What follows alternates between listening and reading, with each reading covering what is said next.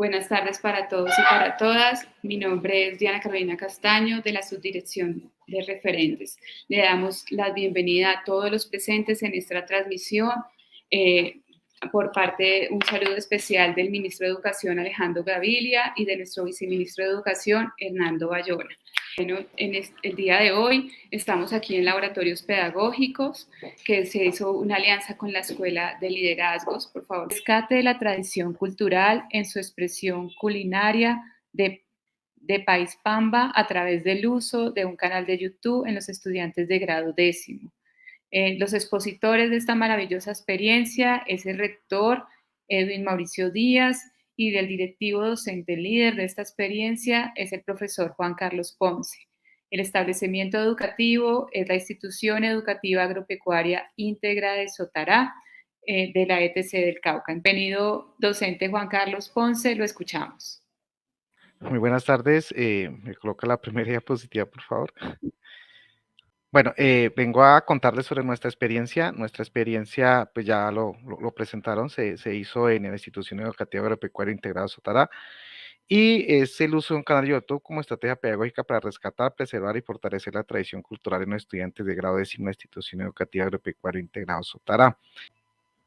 Antes de esto, vamos a contextualizar. La Institución Educativa Agropecuaria Integrada Sotará está ubicada en País Pamba, que está a una distancia de 35 kilómetros de Popayán, en el municipio de Sotará, Cauca, un municipio montañoso perteneciente a la Cordillera Central, con una riqueza en agua por su posición estratégica sobre una altura que supera los 1.800 metros sobre el nivel del mar, llega hasta 4.800 en el caso del volcán, y con una increíble riqueza en flora y fauna, y donde los fuertes vientos hacen de que sean, a este pedacito del Cauca se le conozca como el país de los vientos.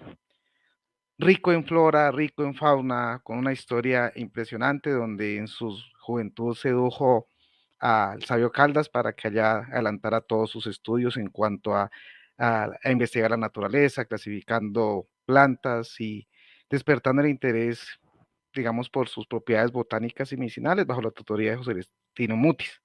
Y en este mismo lugar, cerca aquí en País Pamba, pues fue donde él con su familia en su hacienda desarrolló un molino que impactó positivamente a toda la región y a los municipios aledaños, con los que el cual delimita el municipio, como Popayán, Puracé, Timbío, Rosas y La Sierra, y hasta el municipio de La Veja. La Institución Educativa Agropecuaria Integrada Sotará tiene una población dispersa, de la cual 25% es urbana y 75% es rural. Esa población rural pues está representada mayoritariamente entre campesinos, etnias yanaconas y páez. La sede principal está allí fue que se desarrolló el proyecto, y tiene 5 sedes primaria, digamos que están pues alrededor de la sede en determinadas veredas. ¿Cómo surge ese canal de YouTube?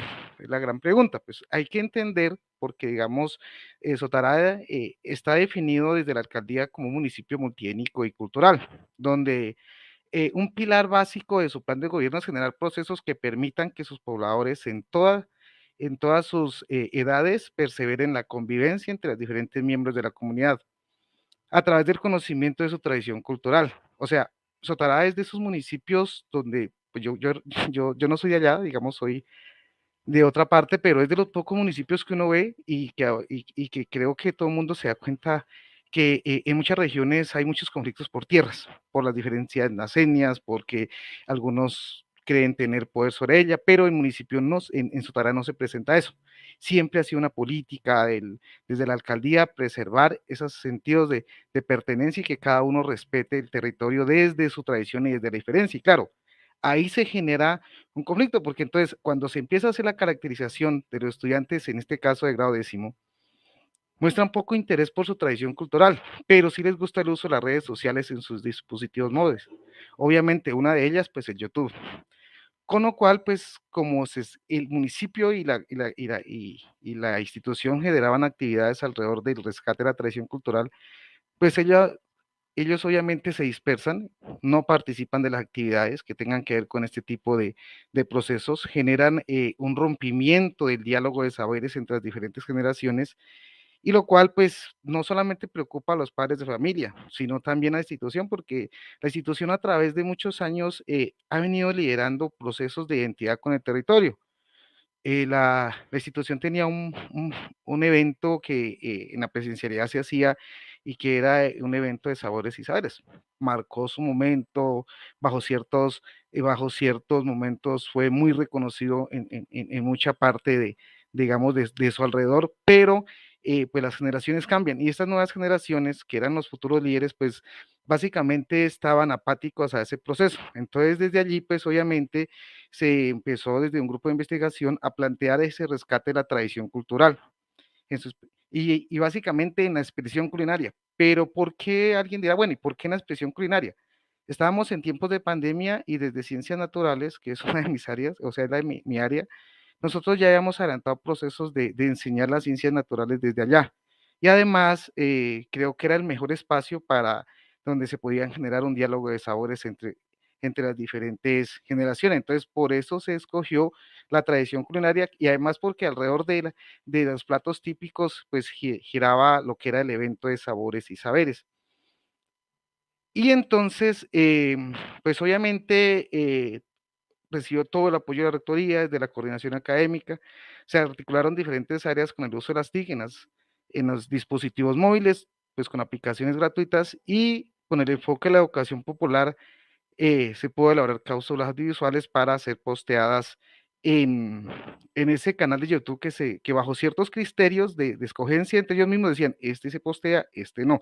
Se producieron muchísimas, pues nosotros teníamos muchas limitaciones porque estábamos en pandemia, pero bueno, más allá de las limitaciones, porque es población dispersa, no hay redes, bueno, nos pudimos empezar a quejar, pero buscamos soluciones y se logró finalmente crear el canal y allí hay unas cápsulas audiovisuales que ellos producieron. Por ahí, pues si alguien me da el favor, comparte el enlace para que de pronto algunos los puedan ir viendo algunos de las pequeñas cápsulas que ellos producieron.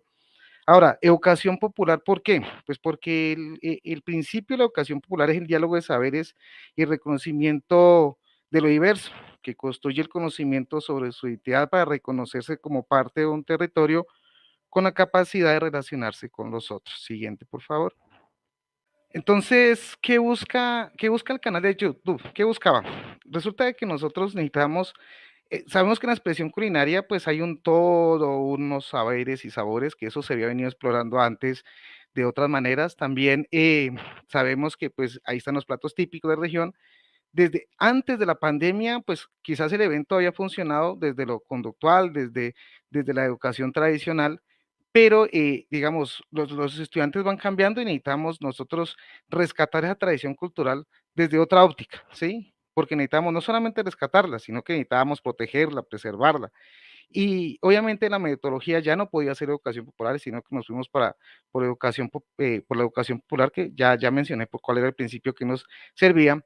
Y entonces con eso nosotros poder generar identidad y arraigo, que es una de las políticas del municipio que también está dentro de nuestra visión, que está dentro de lo que nosotros planteamos como generar líderes que sean actores sociales allá. Y entonces, claro, en esa identidad de arraigo, pues nosotros con ese proceso se logró que ese vacío cultural que estaba creando, porque digamos a través de las redes sociales y ese desenfoque que ellos tenían y digamos apatías y esos procesos que se hacían dentro del municipio y dentro, digamos, de la zona de acción de la institución, ellos pudieran integrarse, empezar a conocer, empezar a dialogar con los mayores y con el uso de las TIC poder empezar a redescubrir, ¿sí?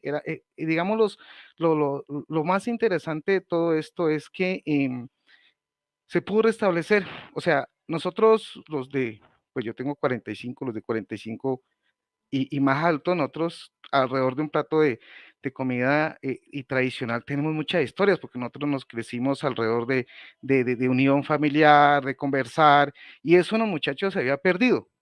Poderlo lograr establecer y que ellos pudieran entender la riqueza que hay alrededor de un plato típico y alrededor de todo lo que se puede todo el trasfondo que tiene eso, porque es una suma de culturas, porque ellos pudieron darse cuenta de que cada plato típico que ellos tienen diversos matices, tienen algunos que vienen desde España, otros que vienen de la cultura afro, otros que vienen de la cultura prehispánica, y saber que toda esa sumatoria los hace a ellos tener una identidad, eso fue algo genial para ellos. Ellos dentro del proceso también averiguaron algunas cosas sobre su himno, sobre lo que es la bandera, y entonces eso empezó a generar un proceso de identidad, ¿sí? Y algo interesante es que era para los de décimo, y los de 11 de esa época empezaron a integrarse, y dijeron, nosotros también queremos, profe, déjenos integrarnos, y entonces lo hicimos, y logramos que ya los actores sociales, su mentalidad sobre la región fuera un poco diferente, y con ello pues lograr que ellos puedan sentir ese arraigo y poder generar procesos de cuidado de su territorio, porque algo que es importante en Sotará es el agua. Sotará abastece de agua Timbío, el Tambo y parte de Popayán, del municipio de Popayán. Entonces hay que cuidar ese recurso, y solamente la única manera de cuidar ese recurso es que ellos tengan identidad y arraigo por su territorio. Y entonces fue posible, dentro de este proceso, pues articular estas áreas, ciencias naturales, ciencias sociales, lenguaje, informática, modalidad. Nosotros abordamos desde dos perspectivas, porque eso lo diseñamos en pandemia, y lo hicimos desde, pues obviamente diseñamos un curso que ellos pudieran de entrar a hacerlo, los que tuvieran, pero es que, digamos, de todo nuestro estudiantado, solamente 5 o 6 podían acceder a Internet, y lo demás desarrollamos guías, y finalmente se pudo terminar. La verdad, fue un proceso muy interesante, y que aún se sigue, digamos, tratando de seguir desarrollando y alimentando el canal de YouTube. Entonces, esa es nuestra experiencia alrededor de lo que tiene que ver con lo que veníamos a presentar hoy.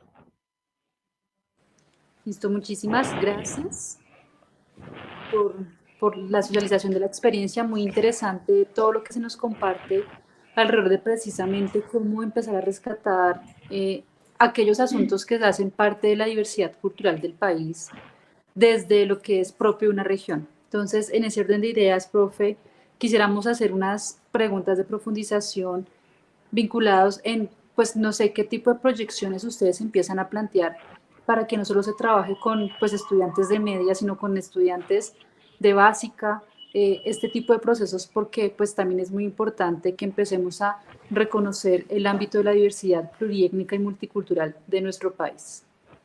Efectivamente, lo interesante es que cuando nosotros estábamos haciendo el proyecto, estábamos en un proceso de resignificación, ¿sí?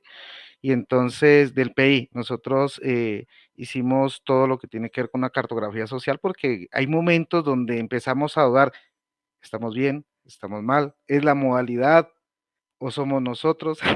Porque a veces uno puede pensar, porque nosotros somos una modalidad agropecuaria, y a veces pensamos no es la modalidad.